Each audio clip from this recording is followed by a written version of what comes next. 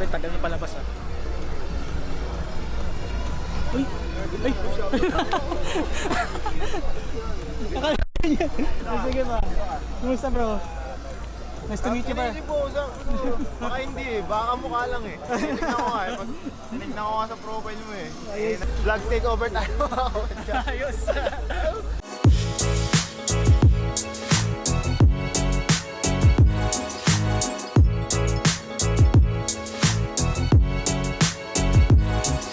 Guys, right now I'm on my way to PhilBike Expo. Let's check out the bikes. Tingnan natin yung mga naka-display. And tingnan natin kung may makikilala tayo sa larangan na pagbabike. Let's go!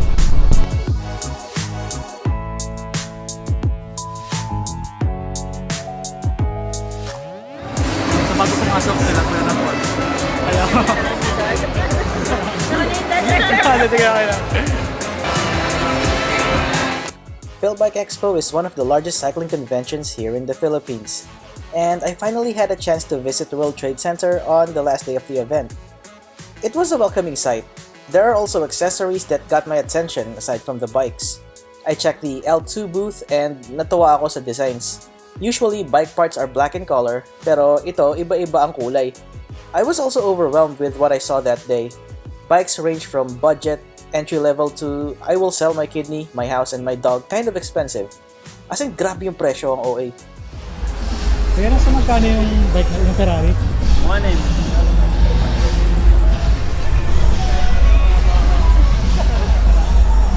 1M. I-check pa natin ang mga mountain bikes na nakita ko habang nasa PhilBike Expo. Here it is. Ang galing oh, may full suspension na rin yung Trinx. Nice.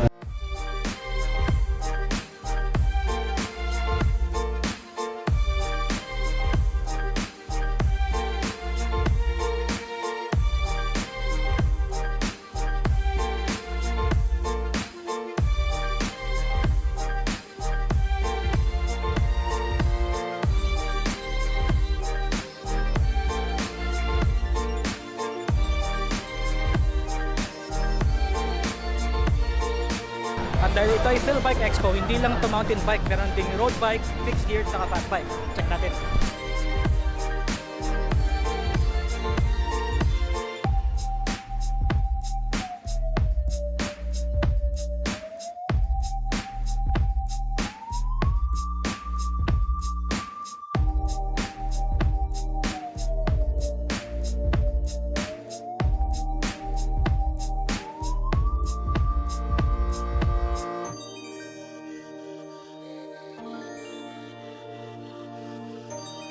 I continued to look around the place. The program was about to start when I decided to check out Bianchi's $18,000 bike. That's 1 million pesos. Bakit nga ba nagkakahalaga ng 1 milyon ang bike na to? Tara, let's do a bike check. This bike is called Bianchi Scudera Ferrari SF01. Quite a mouthful, but this is what happens when two iconic Italian brands join forces. The frame design was taken from Bianchi Specialissima and has a special finish to turn it into a Ferrari red paint with some black accents. It weighs 780 grams. Carbon clincher wheels are from Fulcrum Racing Speed and weighs about 1,420 grams. It is wrapped with Pirelli's Nano Silica P0 clincher tires and of course, topped with the Scuderia Ferrari logo. The saddle is made out of pure carbon fiber by Astute, weighs about 95 grams and has the iconic logo as well. And finally, the group set is a Campagnolo Super Record EPS, which is also electronic, similar to Shimano's Di2 technology. The program was about to start. Lumapit ako sa stage at na-surprise sa susunod na pangyayari. Grabe, tagal na palabas ah. Uy! Uy! Akala niya. Sige ba? Kumusta bro? Nice to meet you ba? Hindi po, baka hindi eh. Baka mukha lang eh. Tinignan ko nga eh. Tata ko sa kapatid ko. Kung pinakita ko yung profile mo sa kapatid ko. Ay, okay. Ako ikaw. Ngayon, nag-vlog ka ngayon. Oo. Ayun yan, content din yan eh. Gusto ng pose. Yung setup mo, ano yan? A63. Oo, A63. Ito. A6K lang gamit ko eh. Okay na rin yun. Pero pwede na rin. Oo, kahit ano naman eh, kahit dati cellphone lang gamit ko eh. Fans na yan mga kapadyak. Kaya na siya, may YouTube din siya. Ano yung YouTube mo? Jer Victor, self-titled, pangalan ko, GER Victor. Yun. Yun, subscribe kayo sa kanya kasi isa rin siya sa mga nag-vlog. Tapos sa mga hikes, hikes. Tapos Hiking vlog, more on outdoor, pero mostly bike related. More on outdoor. Tapos yun. Hindi niya na yung channel niya. Kapadyak din natin yan, natali niya ako ng bike. Yeah. Mahawak ako ng ano. Kasi. Vlog takeover tayo. Ayos. Dito tayo sa PhilBike Expo, nakigamit tayo ng camera kay Jer Victor. Sa Baltregan. Nandito tayo sa PhilBike Expo, nag-aabang tayo ng kung ano mang mayayari. PhilBike Awards. Ngayon. Kanya kayo ba yun nagsasalita? Oo eh. Mga kapatid ko. Nagsimula na ang programa at ang mga host ay si Kaladkaren Davila at si Sebastian Castro. After some words ay in-announce na ang award for Most Influential Biker. Ang nanalo, paniguradong ikatutuwa nating mga kapadyak.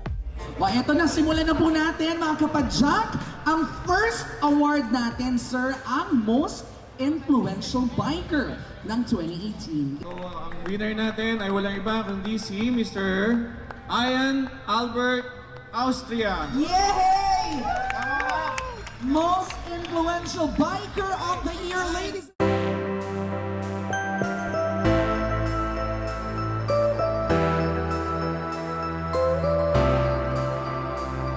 We decided to come up with this guy kasi nagbibigay po siya ng information at ang naaabot niya ay mga masa. Okay? It was using Tagalog. He's a creative guy. Okay? Nakita niyo naman yung presentation. Medyo lumalaban naman siya. Kaya po siya napili natin because he influences a lot of Filipinos. Okay? In fact, he has at least 33,000 followers. Ang nakita ko kasing target talaga is yung community ng mga masang bikers. Kaya sabi ko, sa kanila sila yung tatargetin ko na ma-reach through my contents na sila naman yung tutulungan ko kung paano ko natulungan ng mga tropa ko ng mga bikers. Bukod kay Ian of Unli Ahon, nanalo naman ng IloIlo for being the most bike-friendly city. Ang ayos ng lugar base sa video at ang ganda ng mga bike lanes. Mukhang okay bumisita dyan ah. Pinagpatuloy ko ang pagtingin-tingin sa mga bike habang ongoing pa ang programa. After ng ilang minuto, nag-decide na din ako umuwi. Akalain mo nakita ko si Unli Ahon. Thank you, Sir Ian. Salamat. So that's it. Thank you for watching. Kailangan ko na umuwi kasi pag stay pa ako, baka matempa akong gumastos. Mahirap na. Sir Ian, thank you sa shoutout. Subscribe kayo kay Unli Ahon. Pag nakasubscribe na kayo, leave kayo mga like, comment, i-binge watch nyo yung mga video niya kasi sobrang valuable ng mga tututunan niya tungkol sa pagbabike. That's it for today. Thank you and subscribe din kayo sa akin. If nagustuhan nyo to, leave a like. Comment na rin kayo ano yung mga gusto nyong bike na napanood nyo. Leave nyo na lang sa comment section. Thank you. Have a great day. See ya!